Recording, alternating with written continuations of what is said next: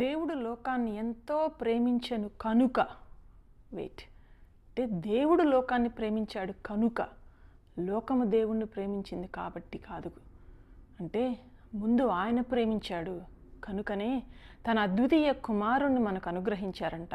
ఈరోజు చాలామంది అనుకోవచ్చు, నేను అడిగానా దేవా, నీ కుమారుణ్ణి నా కొరకు పంపించమని నేను అడిగానా, నేను రక్షణ కావాలని అడిగానా అని అనుకుంటున్నారేమో. ఈ లోకంలో మనం శిశువులుగా పుట్టినప్పుడు, బిడ్డలుగా పుట్టినప్పుడు మనం నోరు తెరిచి ఆహారం అడిగే వరకు ఆహారం పెట్టకూడదని మన తల్లి మన తండ్రి ఎదురు చూసి ఉండుంటే ఈరోజున మన ప్రాణంతో ఉండేవాళ్ళం కాదేమో. ఈ లోకపు తల్లిదండ్రులకే బిడ్డ అవసరతలు అంతగా తెలిసినప్పుడు ప్రేమ అయ్యున్న దేవుడు నశించిపోతున్న మన కొరకు ఆయన ముందడుగు వేసి రాడా. ప్రేమ ఎప్పుడు మొదటి అడుగు వేస్తుంది కాబట్టే, ఆయన ప్రేమ అయిన దేవుడు కాబట్టే మొదటి అడుగు వేశాడు. ఈరోజు నశించిపోతూ మన పాపము మనకి మన దేవుడికి అడ్డు గోడగా ఉన్నప్పుడు ఆ పాపాన్ని తన పరిశుద్ధ రక్తంతో కడగాలి కాబట్టి ఆయన రావాల్సి వచ్చింది, సిలువ ఎక్కవలసి వచ్చింది, మరణాన్ని జయించాడు. ఈరోజు మరణాన్ని జయించగలను అని యేసు ప్రభు ప్రూవ్ చేసుకోవాల్సిన అవసరం లేదు.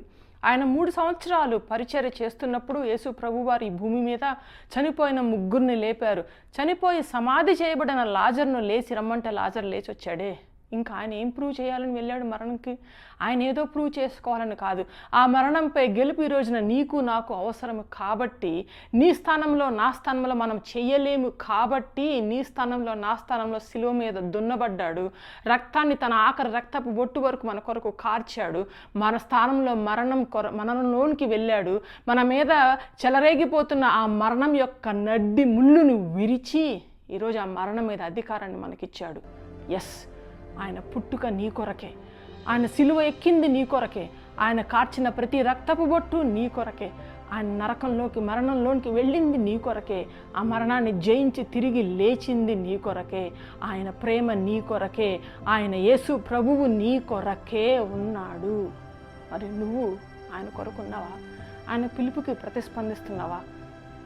ఆయన నీ స్థానంలో సిలువ ఎక్కాడని, నీ స్థానంలో నీ పాపముల కొరకు ఆయన మరణించాడని, రక్తం కార్చాడని, ఈరోజు తిరిగి లేచి సజీవుడై ఉన్నాడని నీ హృదయంలో విశ్వసించి నోటితో నమ్మితే రక్షణ కార్యం ఈరోజున మనం పొందుకుంటాం. నీ కొరకు చేతులు చాచి ఆయన ఎదురు చూస్తున్నాడు. ఆ రక్షణ ఆనందాన్ని ఈరోజు నువ్వు పొందుకోవాలని నా ప్రార్థన.